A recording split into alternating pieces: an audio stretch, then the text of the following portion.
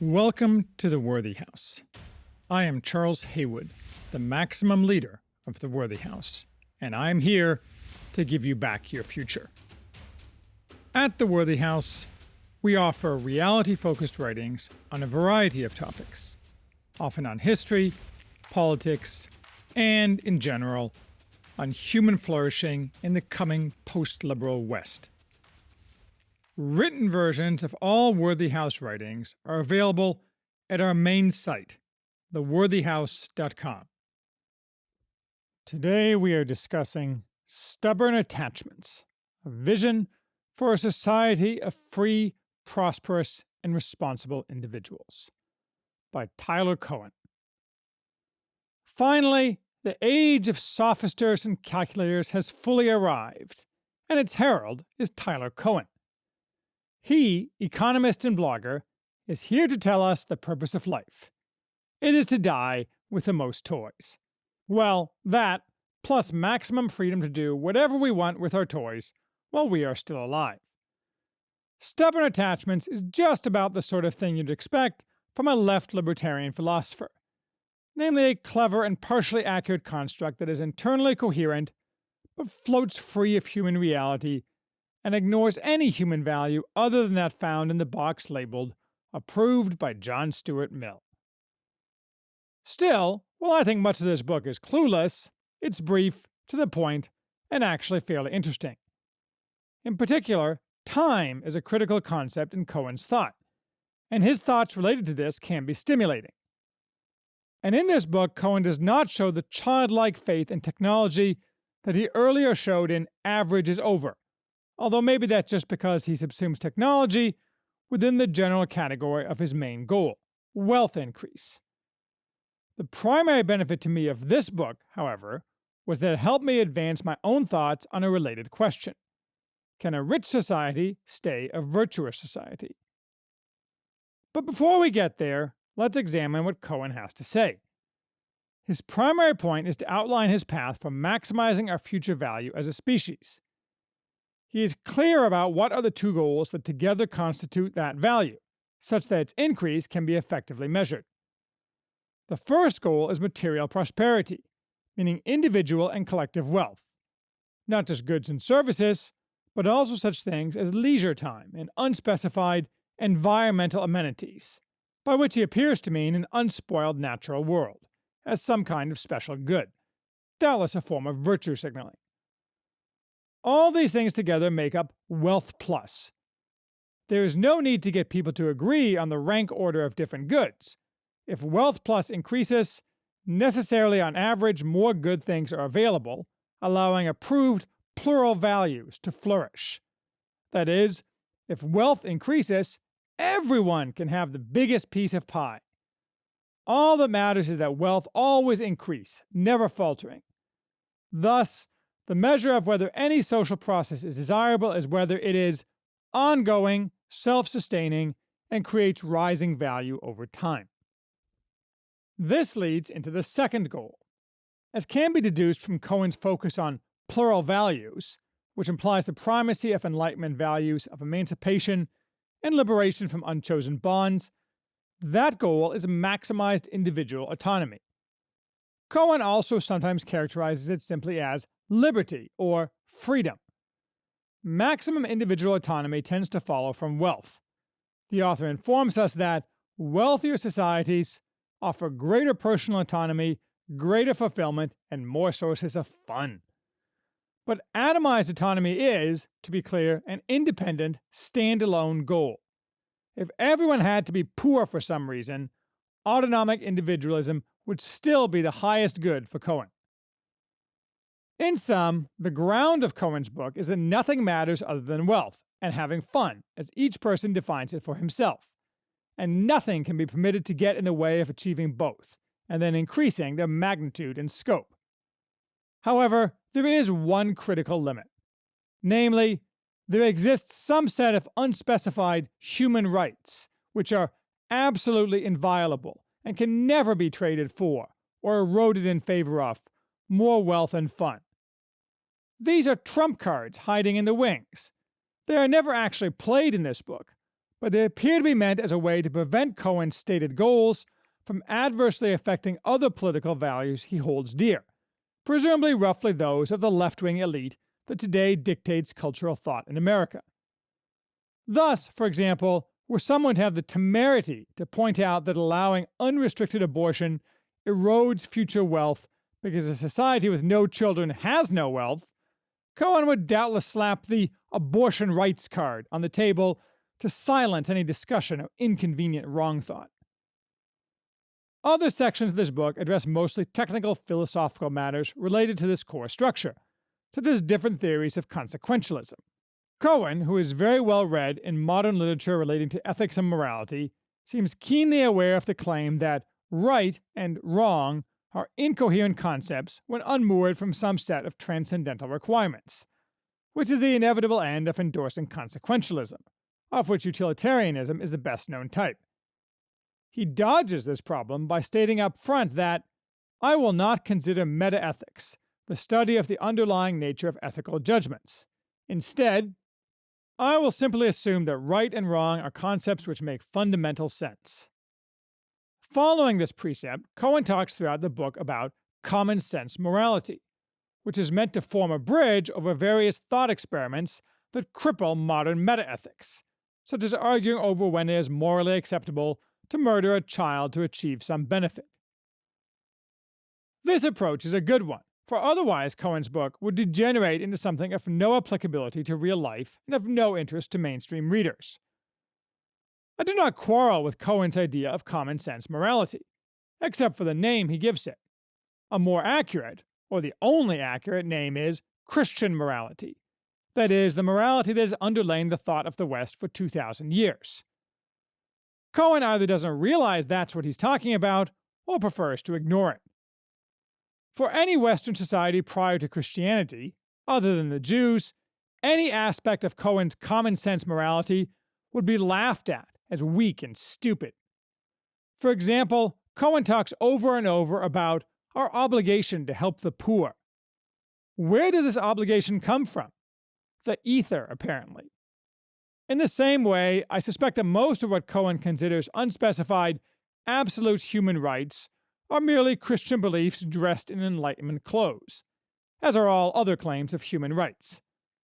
And thus, he also ignores that such morality is only common sense as long as Christianity, or its echoes, are the default moral position of the majority of the people in a culture. In the not very distant future, this will no longer be true in the West, and is already no longer true for many culturally dominant segments in most countries. At which point, the resonance value of Cohen's common sense morality will decline to zero, and anybody reading him will wonder what he was smoking, as the vicious morality of pagan Rome reasserts itself. Fortunately, this decline and end of Christian morality is a problem that will fix itself, because our civilization isn't going to regress to Roman morality. On its current path, it's just going to disappear, or be subsumed, since the West doesn't have children anymore. As far as I can tell, Cohen has no children of his own, and the word children only appears once in this entire book, in passing, even though this is a book about the importance of making decisions to maximize the future happiness of mankind. That future mankind will apparently generate itself by a form of parthenogenesis, fully formed and eager to participate in material plenty and limitless, costless autonomy. No need to discuss sacrifice now so that they may exist, and no reason to mention that having the future on which this book focuses depends on a sharp increase in the number of children born in the West. Move along now, or Cohen may play a human rights card to silence you. Before we get to my musings, I have two objections to Cohen's analysis, each of which is also a building block for my own thoughts. Cohen takes some time to accurately gloss the material improvements of modern life granted to us by the West, channeling Steven Pinker. His point is that we want to continue these improvements: life expectancy, food availability, reduced working hours, and so forth. Neither Cohen nor Pinker would have much sympathy with James C. Scott's claim that primitive man may be happier man. Such improvements have benefited, typically with a time lag, all segments of our society, and these improvements have also benefited the entire world, to the extent the non-West has adopted what the West has created. My threshold problem is that Cohen assumes without demonstration that more wealth is always better.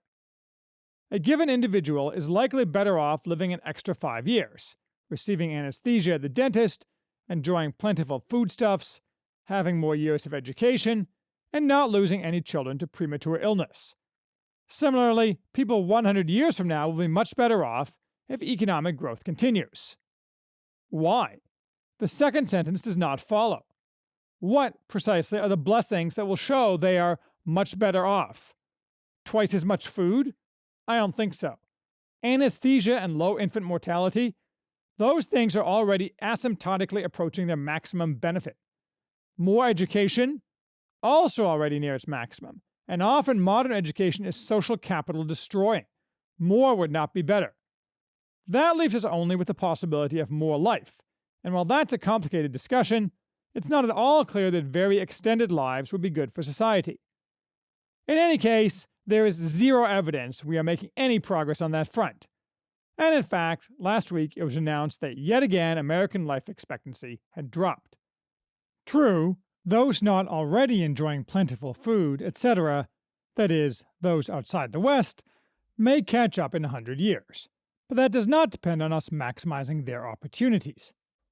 Rather, on them being willing to adopt the material blessings offered by the West, which most of them have failed to do despite plenty of opportunity. The wealth of the West has had, and could have more, spillover effects, allowing non-Western cultures to improve their material circumstances. A few cultures have already done that, namely, as Cohen lists, Japan, South Korea, Taiwan, Hong Kong, Singapore, and China. Cohen thinks the economic success of these Asian territories is the highest manifestation of the ethical good in human history to date. This seems a bit odd, given Cohen's demands for individual autonomy, something of far less importance in any of those places than in the West. But in any case, it does not show that more wealth is going to be vastly better for people already wealthy. In fact, those already wealthy might be much worse off if wealth continues increasing. That leads into my second, core objection, that Cohen places no possible significance on non-material values. Of what does human flourishing consist? Not of being able to buy more goods, or autonomy or plural values, though it is possible elements of those play some part. It consists of a broad recognition of the common good, in which each person achieves a type of happiness, eudaimonia, combined with, I think, lifting our gaze to the stars, figuratively or literally. Lifting our gaze reinforces the common good, for any society that flourishes cannot be stultified, but must have and execute on the common will to achieve. As David Gress wrote of the conquistadors, living under God's judgment, men conceived life as an adventure, and their vivid imaginations conceived great tasks, sometimes bloody, cruel, and murderous, and impelled them to surmount great challenges. Hernan Cortés conquered Mexico for God, gold, and glory, and only a mundane imagination would distinguish these impulses, for they were one and the same. Flourishing thus consists of material adequacy accompanied by a joint search for transcendence and pursuit of that which is highest and best in man, spiritual and material. Instead, now that we are rich in material goods, and perhaps because we are rich, we seek more fun. We seek nothing transcendent, and we are able to buy 5% more cheap Chinese crap every year. I don't think that's human flourishing, whatever Cohen may say.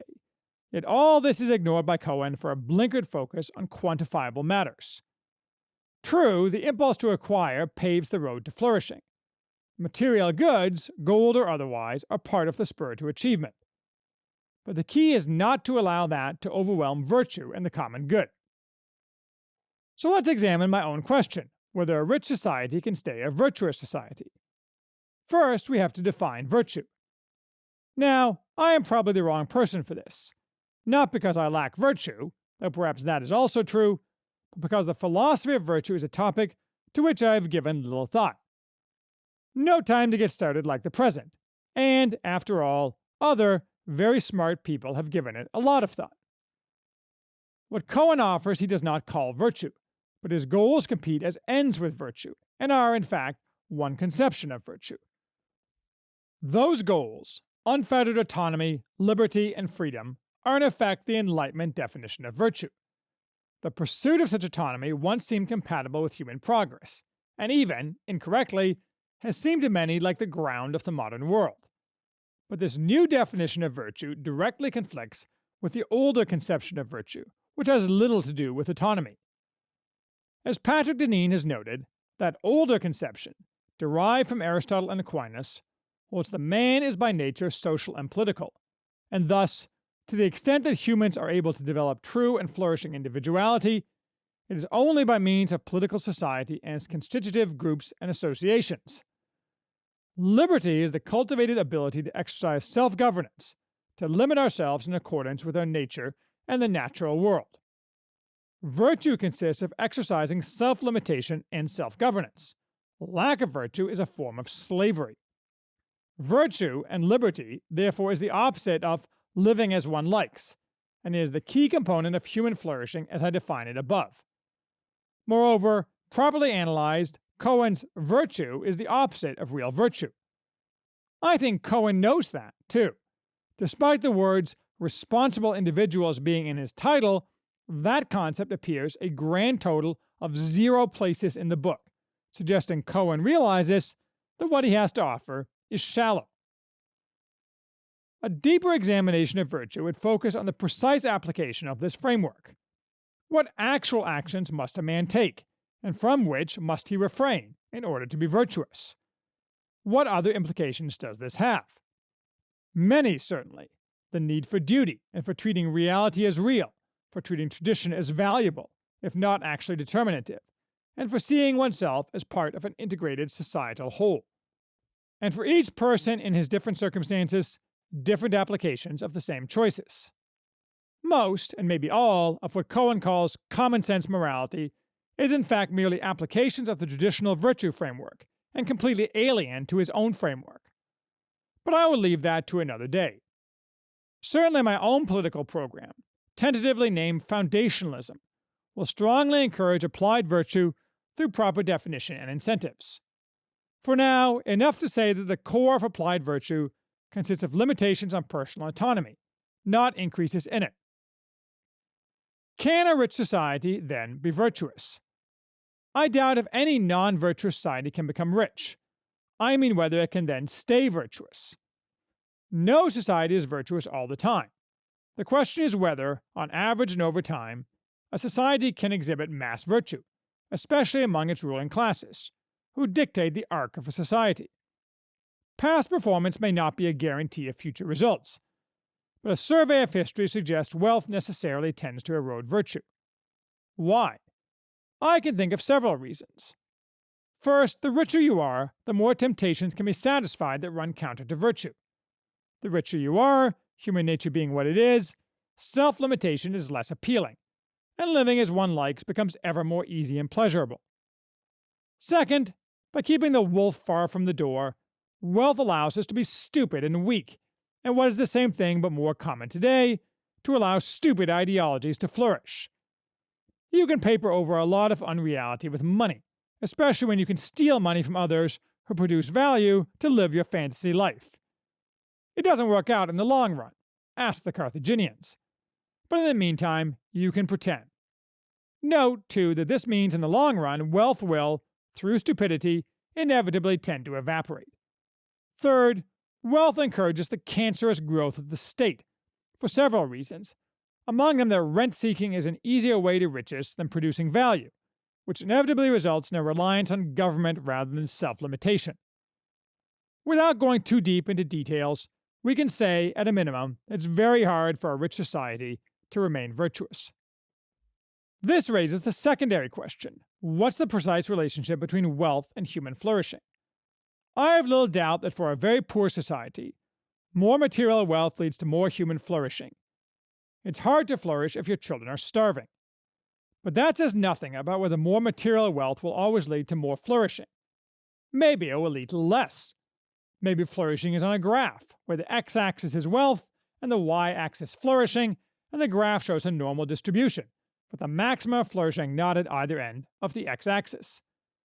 Maybe the equivalent to abject poverty on the left side of the x-axis is matched by decadence on the right side of the x-axis. And past a certain amount of societal wealth, we no longer lift our gaze to the stars. Maybe, in fact, the richer we are, the less flourishing there is, until everything collapses entirely, beginning the cycle again. Human history is like a cork bobbing on the ocean, sometimes up, sometimes down. Our goal is, or should be, to maximize the ups and keep the moving average getting higher, not try to achieve some utopia.